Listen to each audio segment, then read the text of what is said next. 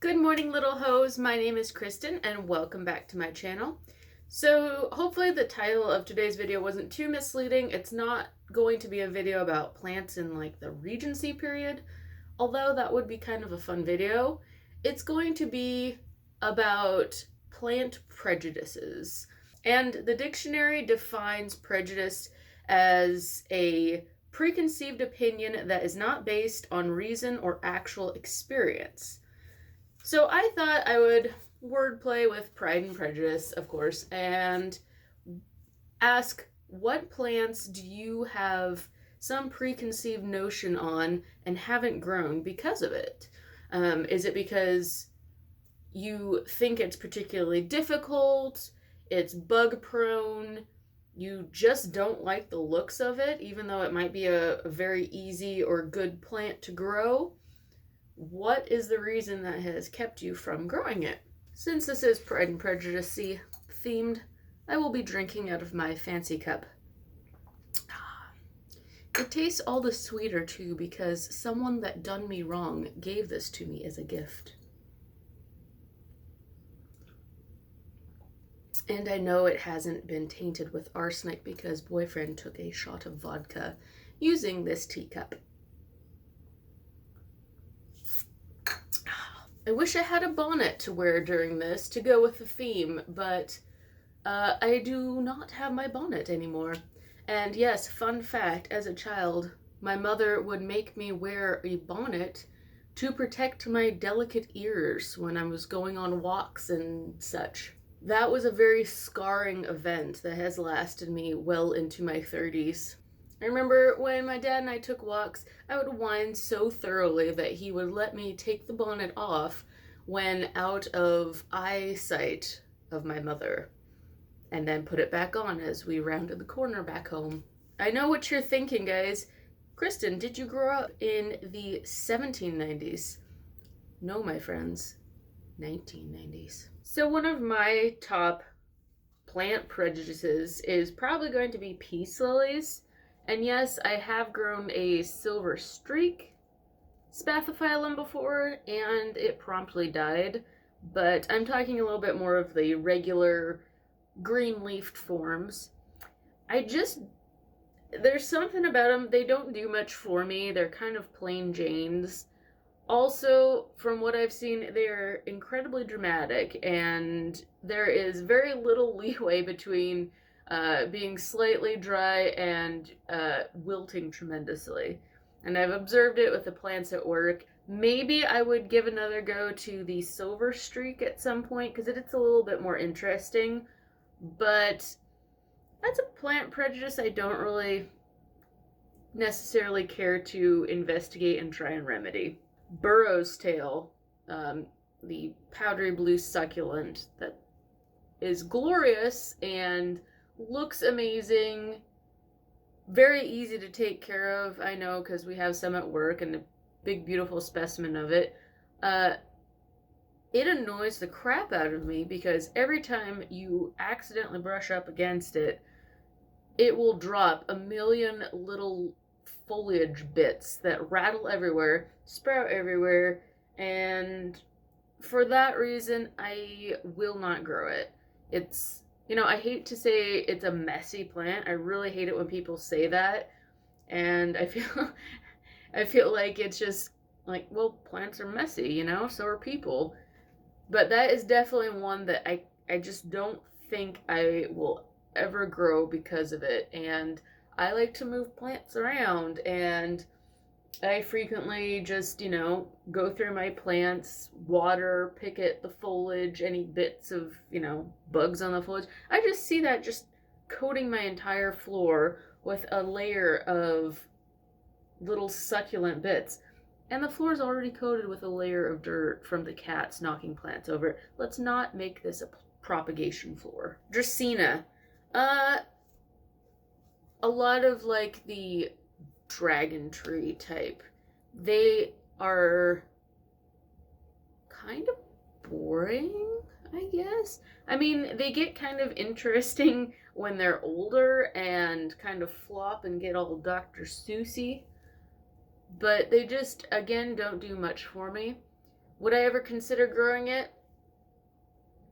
I mean, if I were gifted a plant, I wouldn't throw it in the compost pile, but I don't see myself going out and buying one purposefully. Tradescantias. And I have grown outdoor Tradescantias before, or spiderwort as it's called. I do not care for the outdoor ones, nor do I care for the indoor ones. They are incredibly prolific, and while they might make great, filler plants around other large plants, hanging baskets, terrarium plants, they are just too aggressive, in my opinion. And, I think there's other things that are more worthwhile. Would I ever consider growing it? I've just seen too many of them, and I don't like how, like I said, aggressive they are. Begonias. Now, yes, I have grown this before, so my opinion isn't entirely void of actual experience. Begonias don't do a whole lot for me. Again, there are a few very interesting species I might give a go to, but in general, especially with like the Rex begonias, the very bright, garish colored ones, I just don't particularly like. I also have some experience growing them at work, and that one and only my special angel begonia that I got at SCC, and certain ones just seem to look very ratty and die out if they receive too much water and or not enough air circulation.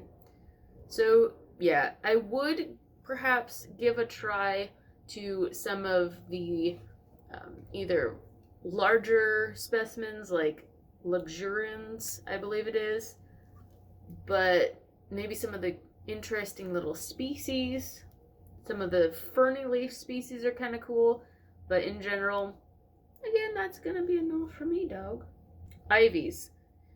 They are cool plants. The texture, the cascading habit, I'm all down for that, but the spider mites and scale that they are prone to makes me not want to get them.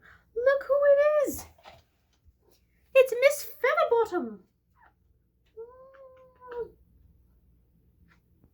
Oh, Freddy.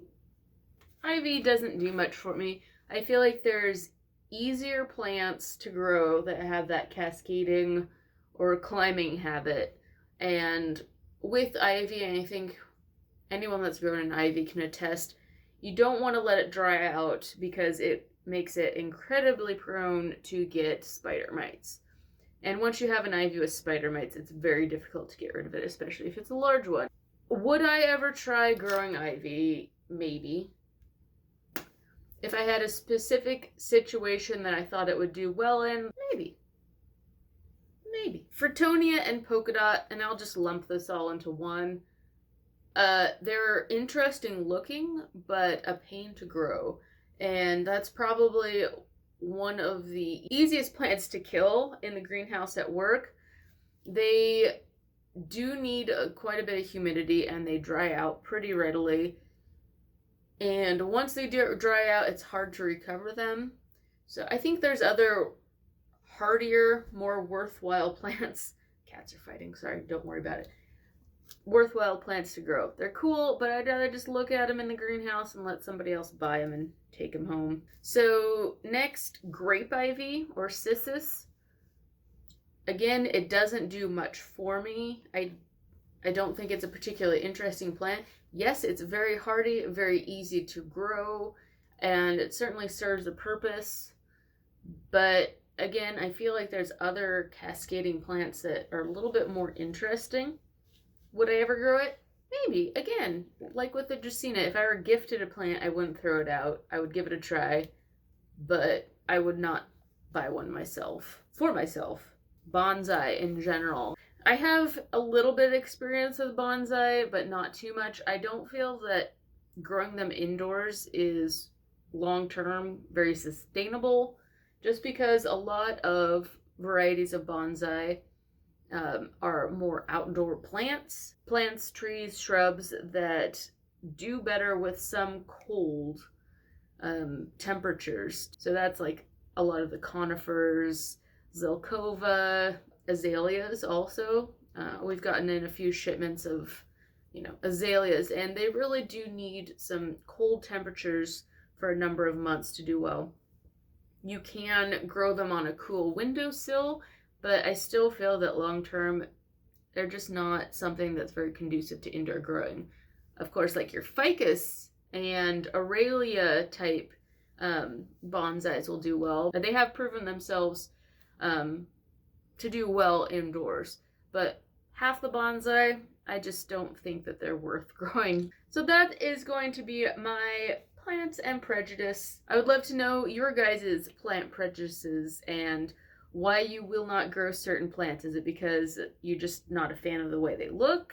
Is there some rumors about them that you think they're too difficult to grow or have particular problems that you're not up to dealing with? Why not? And would you ever consider trying to get over your plant prejudice? Yeah, I think that's about it. So hope you guys enjoyed, and I'll see you all later. Bye!